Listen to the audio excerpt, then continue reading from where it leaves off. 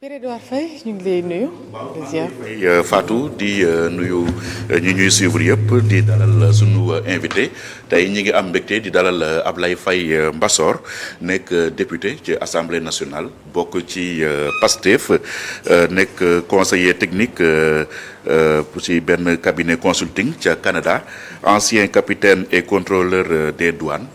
Chevalier de l'ordre national du Lion entre autres nga nekk ci membre commission des finances et du contrôle budgétaire commission de l'énergie et des ressources minérales commission de la comptabilité et du contrôle bu assemblée nationale ñu ngi lay nuyu honorable député. waaw maa leen di fay sa ñi de jotuma leen xam mais maa leen di nuyu ñoom ñëpp di leen sant di leen gërëm ci invitation bi. waaw yow tamit ñu ngi lay remercier bu baax. ci li nga ñëw wuy si sunu invitation. actualité bi fu ñu koy dooree rek mooy li xew démb fële ca Bissau nguuru Sénégal ak MFDC ñu signé accord de paix sous la supervision en tout cas ou le parrainage du président de la Guinée-Bissau di Umaru Sissoco Embalo. alors naka nga gisee mbir moomu accord de paix bi nga xam ne nguur gi signé na ko ak waa MFDC yi. waaw maa ngi koy rafetlu bu baax cet accord de paix qu'on a encore signé un accord de plus je veux dire accord de plus la mais ñu ngi ñaan mu nekk le dernier accord qui va conclure la paix définitive en Casamance parce que man fekkee naa fay accord les accords de Kathieu en 92 de fekk ma nekkoon chef de brigade des douanes à Oussouye donc dama fekkee naa ko supervisé naa ci une partie et tous les accords qu'on a eu à signer au niveau de Bissau presque fekkee naa ko sama kanam la bi accord daal ñu ngi koy rafetlu bu baax di ñaan yàlla mu nekk le dernier accord concluant pour cette paix définitive en Casamance. bañ a doon rek accord de plus yem fa. mu bañ a doon rek un accord de plus voilà mu bañ a nekk un accord de plus waaw non y en a am pagaille y en a vraiment dafa bari alors depuis le général Dieng et tout ça. suñu kanam la les premiers accords man fekk na ma fa dund naa ko ba mu jeex yëpp xam naa nu mu demee. ñu ngi fàttaliku sax au début des années 2000 maye woon nañ fi jour férié Ablaye Wade à l'époque ndax nee na jàmm def. jàmm jeex na waaw jàmm am na léegi maintenant c'est définitif et tout ça maintenant liñ ci regretter rek mooy la part vraiment de nos dirigeants peut-être ils veulent la paix mais ils mettent pas vraiment les moyens et les formes qu'il faut. ñu ngi ñaan yàlla nag cette fois-ci on a vu tout dernièrement à l'Assemblée quelqu'un qui disait il y a des morts en Casamance il n'en est rien man dama waaru sax bi ma déggee loolu bi mu ko waxee mais heureusement le président Ousmane Sonko démentir ko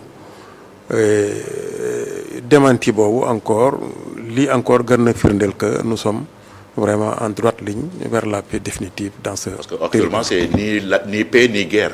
waaw actuellement situation bu ñu vivre c'est un peu précaire. waaw bon c'est un peu précaire certes mais je crois que Ousmane Sonko waxoon na ko que buñ ko mooyoon la latitude de discuter avec ses frères xam na fu muy jaar xam na nu mu koy doxalee et je crois que propos yooyu moom la nekk actuellement di magnifier en tout cas di doxal depuis bu mu nekkee ci réew mi.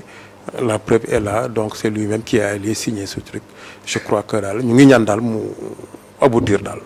mais problème bi est-ce que du président Guinée-Bissau bi nga xam ni moom moo parrainé accord de paix yi. Omar Sissoko Embalo bi nga xam ni dernier mandat mi ngi war a jeex jeudi prochain. di le 27. te ba léegi tey mu ne sama jabar nee na bu ma présenté wu suba mu ne day nekk candidat.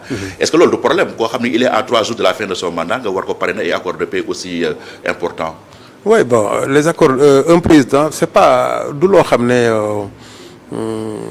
un engagement institut personnel c'est-à-dire c'est pas sa personne qui garantit ce truc-là mais en fait c'est la diplomatie bissau-guinéenne moom ci moom la ñu aaju donc comme moom moo fa ne parrainé ko c'est pas à son nom c'est au nom de la Guinée-Bissau je crois que parti yi nga xam ne ñoom ñoo nekk ci kii bi yëpp bu ñu d'accord ci kii bi sauvegarder les accords qu'on a signés y a pas de problème man na bañ a présenter wu dans 3 jours keneen remplacer ko mais la vie continue c'est l'État c'est la continuité de l'État qui joue dans ce sens donc sa crédibilité n'est pas un jeu pour signer des accords à 3 jours de son départ hein. Pourquoi la Guinée-Bissau et non la Gambie par exemple?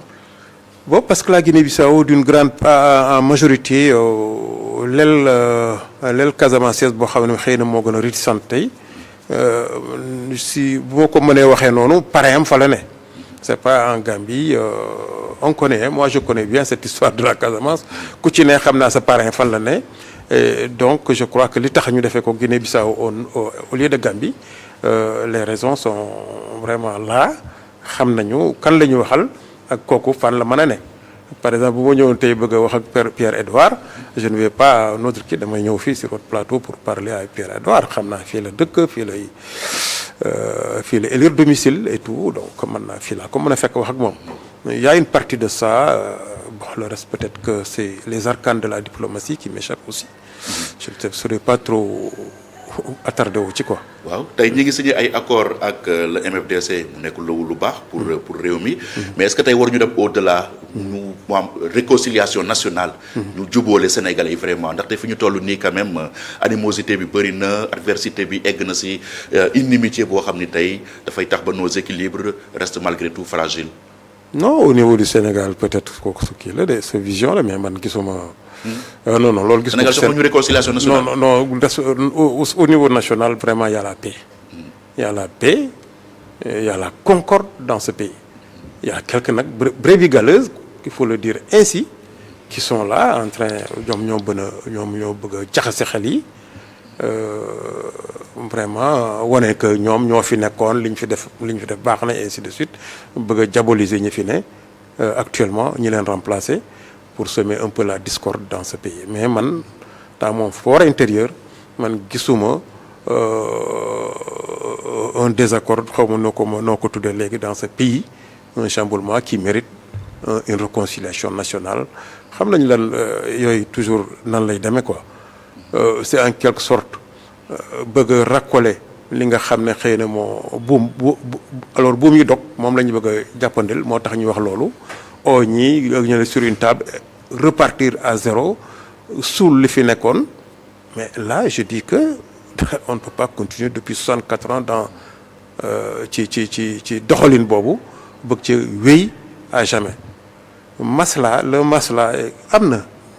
am na ci réew mais dafa am foo fu ñu fa tolloo li ñuy wax reddition des comptes da ngeen ko war a def lépp leer ci bopp ñëpp ku ne xam qui a fait quoi qui est qui et qui a fait quoi donc je crois que vraiment y a pas de péril en la demeure lii loi bi moo ko wax nañ def la reddition des comptes nañ ko def une bonne fois pour toutes sans haine sans nañ ko wax de chasse aux sorcières sans dara nañ ko def dans la plus grande légalité en tout cas la légalité je veux dire comme ça kenn bañ am benn problème bañ am ci réew mi. daaw presque ci heure bii la ñu voté woon loi d'amnistie.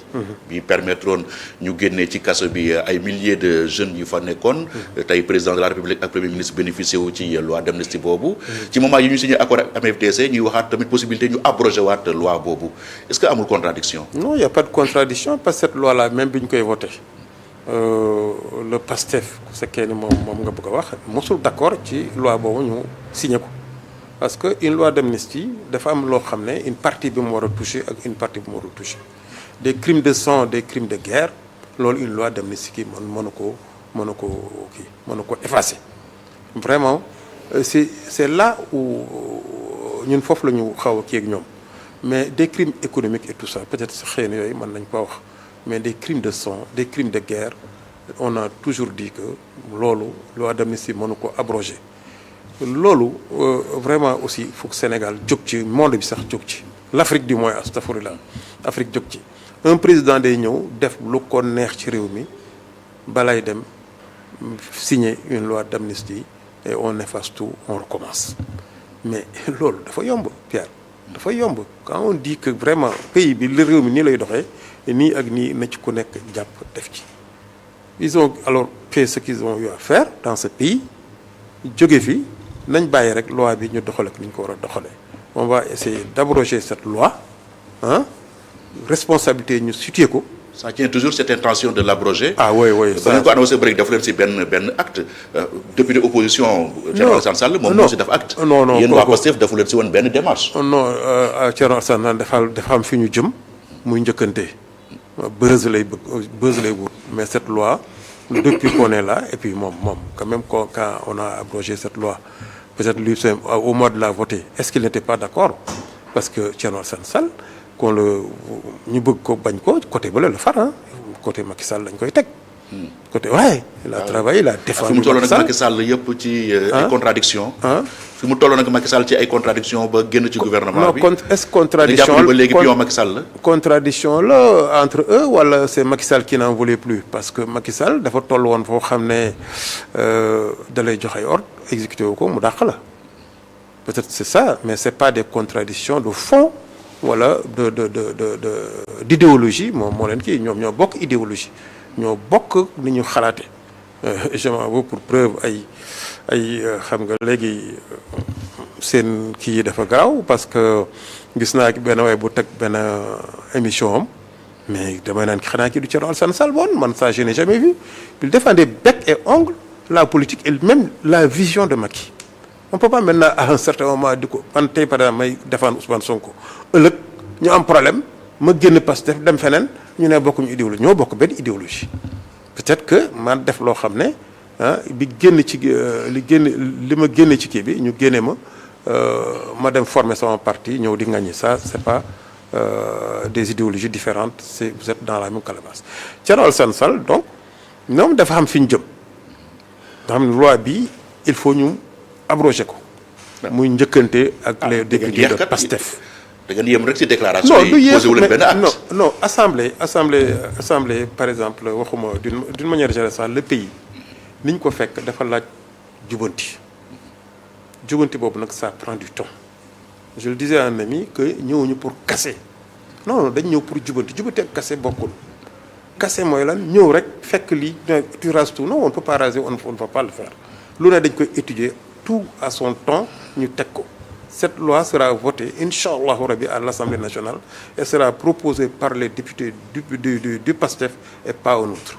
Ça moom il faut. Abrogation totale ou partielle? Bon, abrogation totale ou partielle, ça aussi justement comme ni nga waxee rek ni ma la waxee rek dañ koy étudier, les juristes vont s'y pencher et voir, mais je crois que on doit l'abroger d'une manière totale. Seydina. Ah non. Ah donc pour man da ngay demander kàddu bi. non peut-être par rapport à abrogation loi amnistie bi parce que bu fekkente ne déglu nañu yenn juristes yi nee na bu fekkente loolu am na.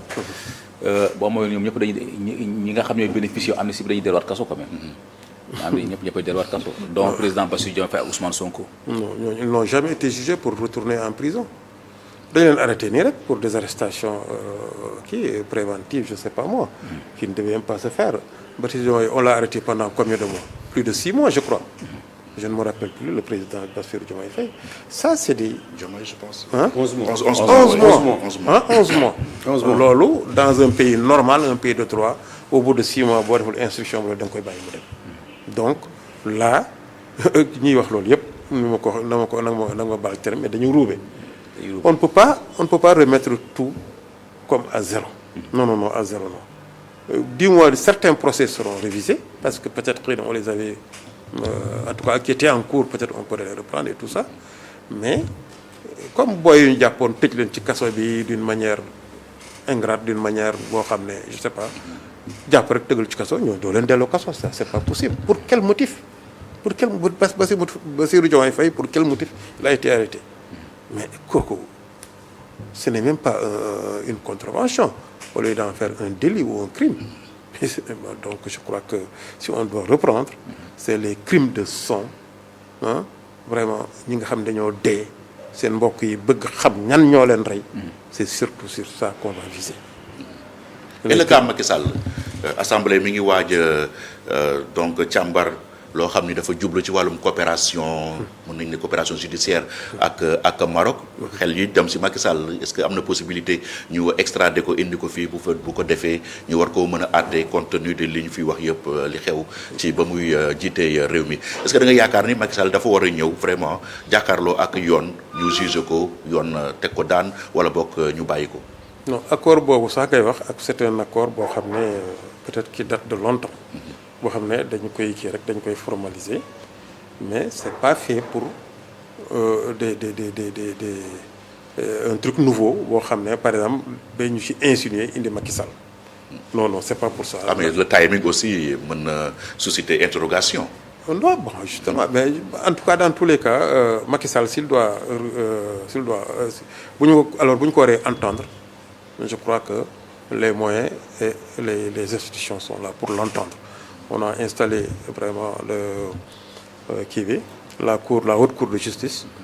Si on doit l'entendre, vraiment, accusation bi bu ñu ko formuler, si on voit sa responsabilité war koo def. Je crois que. ci sa position personnelle dañ ko war a entendre wala déet. Bon, position personnelle amu foofu moom lañ topp loi bi rek c'est kenn daal moom def na loo xam ne moom dañ ko war a entendre xool nañu ba xam ne lii ça rentre dans ça et ça rentre dans ça aussi on doit l'entendre on peut l'entendre. mais bii réaction donc seen président El Malick Ndiaye bon presque boo xoolee séance bi keroog bu mu mujjee jeex moom la mujjee wax. nee di ngeen fas yéene xoolaat accord yi dox seen diggante réew Maroc ñëpp sous-entendre que ne problème mu justice la. parce que ñëpp a xam ne accord wàllu justice. Maroc ak Sénégal amu si daanaka benn accord. gars yi am sous-entendu comme que état bu Sénégal dañu nekk ci tànk yi extradé d'abord Macky et son fils Amadou Sall est-ce que c'est vrai. non man je crois que moom laa répondre léegi Pierre-Edouard kii boobu du accord bu bees. Je sais pas comment on l'appelle encore c'est pour xam accord défini ba pare dañ ko créé ba pare mais on l'avait pas mis pour que président ratifie ko pour ratifier cette loi moom d'ailleurs prochainement on nous a appelé pour ça. Donc, mais c'est pas, on n'a pas en ligne de mire arrestation Macky Sall, on n'a pas ça. C'est à la justice de faire son travail. Les faits sont là, la justice moo koy interprété fu mu yegg ba naan lii nañ ko def rek dañ ko def mais vraiment a priori Ousmane Sonko amul loolu dans sa tête en tout cas Bassirou Diomaye Faye amu ko a fortiori ñun ñi nga xam ne peut-être que nous sommes à des degrés un peu pour penser à ça, le réclamer. Non réclamer loolu moom vraiment. mais quand même d'accord nga ni li am de 2021 à 2024 waruñu ko passer par perte et profit. te justement loolu laa waruñu ko passer par perte et profit mais nag qui a fait quoi loolu la ñu war a xam loolu la ñu war a identifier d'abord pour engager les poursuites mais am a priori que Macky Sall un X ou un Y rek dañ ko war a kii loolu mooy chasse aux sorcières maanaam jël nit ki en ligne de mire dama ko bëgg a arrêter dama koy arrêter. lu ci mënta xew dama koy arrêter non c'est pas ça d'ailleurs même Pastef bu ko bëggoon la justice est là ñi ñu fi teg léegi moi je connais bien ces magistrats là c'est des magistrats alors je le disais tantôt au ministre au ministre de la justice ma ne ko l'histoire du Sénégal ne s'écrira pas sans votre nom xam nañ la nag xam nañ li tax ñu jël la fii sa équité ak sa probité morale moo tax ñu jël la teg la fii te kooku tey du ñëw tey nga koy ne defal lii ma koy def moi je crois que fi mu toll ci âge fi mu toll ci dundam xam yàlla di xalaat yàlla defe naa ni du nekk ba fii de compromettre sa vie de l'au-delà de compromettre même son honneur je crois que loolu moom je l'ai dit au ministre de l'Intérieur tuuti ma ne la ça les premiers nommés qui sont actuellement les piliers de la démocratie les piliers de la nation actuellement kenn bokk ci Pastef mais pourquoi ñu def loolu parce que dañu bëgg tey ëllëg kii bu ñu jël rek duñu wax Pastef la duñu wax Ousmane Sonko dañ leen bëgg a bàyyi ak seen libre conscience et ça c'est des hommes libres le procureur Ndoye ku ne xam na ko yéen ñëpp xam ngeen ko fi lañ dëkk xam ngeen ko dégg ngeen histoire am si des présidents étaient là mënuñu la mënuñu la lem ci loo xam ne moom lañ bëgg à fortiori koo xam ne ki dafa taxaw ne dëgg rek laa bëgg moo jox ci diggante bi il n'a pas besoin de te corrompre du la menacer du la def dara yow kat gis naa la ku jub nga ni nga jube ak li nga doon wane dim moo tax ma jël la teg la fi tey mais lan moo lay jaral nga suppi veste bi naan non kii dama ko jaamu wala dama koy ram donc ça veut dire quoi ça veut dire que jub rek lañ bëgg ci réew mi ndax réew moom jub rek koy doxal yàlla nag may nañu ay njiiti jub defe naa yàlla moo bëgg Sénégal ndax ci alxuraan dem nañ bay naan en tout cas le Coran l'a bien dit que yàlla bu bëggee alako bu réew da koy jox ay njiiti jubul bu bëggee nag jàmm ci réew ay njiiti jub rek la koy jox yàlla nag jox nañu ay njiiti jub nañ topp jub boobu vraiment jéem a jubal jéem a doxal réew mi nag jubante boobu nag daf ci bokk jubante bi nag mooy ces procès qui doit se tenir la vérité la réalité. ministre de la justice peut-être des fois boo déggee des fois gars yi di ko sax de xeer des fois booy genre procédé yi. nga ne parce boo que maanaam pour nu muy doxalee ça veut dire. waaw parce que boo xoolee keroog ci biir assemblée nationale mu ngi ne maanaam mu ngi jéem a prôné médiation pénale. mu ngi koy jéem a prôné. maanaam ñi nga xam ne ñooy sàcc nañ ñi jël àll réew mi naka lañu waxtaanee ak ñoom. pour que ñuy jéem a delloosi. alors que ñu gis ne récemment police judiciaire. nee nañ ñoom ci 91 dossiers yi nga xam moom la ñu am. daanaka 81 xaw ma la ñu jël daal di koy jébbal justice. mais li nga xam ne moom la ñu jot a regroupé recouvrer ci xaalis. mu ngi toll ci 2,5 milliards de francs CFA par rapport ak li ñuy annoncé ci ay milliards. est-ce que yaakaar nga ne médiation pénale kooku lu gën la quoi. waaw médiation pénale de kii justice moo ko kii justice moo ko prévoir. waaw moo ko prévoir est-ce que situation bi yaakaar nga mooy li gën. bon kooku moom des na ma kii mënuma ci juger ban moo gën en tout cas chaque cas doit faire l'objet d'une étude maanaam cas par cas lañ koy étudier. Il y a des cas vraiment extrêmement graves yoo xam ne loo ci mënta wax rek def na atte ko ñëpp gis ko moo gën. Il y a des cas yoo xam ne nag vraiment il faut parce que aussi on ne peut pas s'embourber comme ça arrestation. Peut-être que yow li la xaw a choqué mooy le faible taux de recouvrement moo la xaw a choqué ci kii boobu peut-être c'est pas efficace loolu nga bëgg a wax. parce que crédit de Macky dépassé woon na yooyu. Macky de Macky waaw. parce que recouvré nañu ay 121 et quelques milliards. mais yooyu sax yooyu ñu wax noonu est-ce que gis nga fan lañ ko reversé. gars yi ko en tout cas. non fii wu ci ko wax ñoom ñoo ko wax seen wax la ñu. non on n'a jamais vu dans le budget. dans le caisse de l'État fan la 125 milliards yooyu dugg. donc 2 milliards yi dugg moo gën. 125 milliards yoo xam ne ñu ngi ko annoncé comme ça pour avoir l'effet d'annonce loolu xam nañ ko ci politiciens yi. D'accord. mais am na aussi. mais non parce que li ma ko bëggoon poser question c'était tout simplement par rapport ak Ousmane Sonko. bi nga xam ni keroog ci ba muy wax pour jéem a réduire le train de vie de l'État. daanaka wax ne agence yi nga xam ne koy wàññi yëpp ba mu des seen caisse noire boobu léegi nag caisse noire boobu actuellement boobu moo nar a poser problème. parce que syndicalistes yi ñoom nee nañu xalaatul ci àdduna ñuy toog Ousmane Sonko naan dañu takk suñu biir. muy SAMES muy SAES muy mënti doon mais nag quitte à ce que vraiment buum bi dagg. mais ñoom du ñu mën a maintenir seen feuille noire bu noppi dina demande à ce que vraiment ñoom nañu takk seen biir. waaw d'abord da ngay rectifier du fond noir du noo ko waxee sax. Caisse noire. Caisse noire. On a la Caisse noire. fonds spéciaux yooyu yëpp c'est trop péjoratif. Non, c'est pas la même chose de. C'est pas la même chose bële moom xëy na gars yi ñoom xam nañu ko doon utiliser. waaye bii fonds secret bële da ngeen ko bëggoon araamal rek pour yoonal seen bos bi quoi. non araamaluñ ko de waxuñu ko dafa xaraam j'avais dit ça il s'est répété je crois que yéen ñëpp dégg ngeen ko. waaw suñu vidéo yi kay nee nañ waxoon na ni. non waxul loolu c'est-à-dire wax nag wax xam nga dafa làmmiñ moo mel noonu.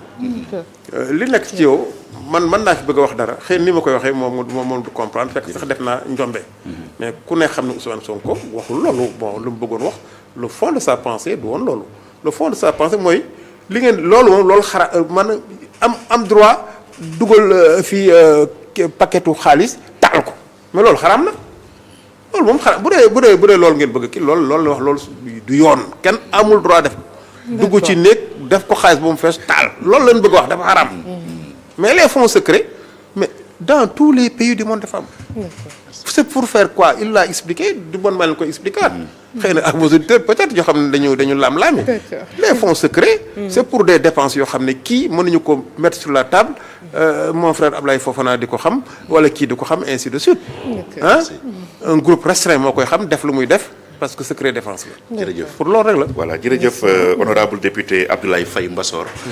nga nekk député ci assemblée nationale bokk ci Pastef ñu ngi lay gërëm bu baax. merci beaucoup waaw di la ñaan nga rester ak ñun comme ça ñu mën a suivre ndoo Abdoulaye Fofana Seck. merci beaucoup Pierre-Edouard Faye merci également sa invité honorable député Abdoulaye Faye Mbassor Abdoulaye Fofana Seck ñu ngi lay nuyu di la ziar. Fatou maa ngi lay fay. kontaan ci giseebaat bi di ci sant suñu borom ci altine ji di nuyu Pierre-Edouard Seydina Omar ak suñu invité bi nga xam ne déglu naa ko ak plaisir ma anticiper tuuti rek def benn rappel bu gàtt ndax coopération judiciaire Sénégal ak Maroc lépp day doon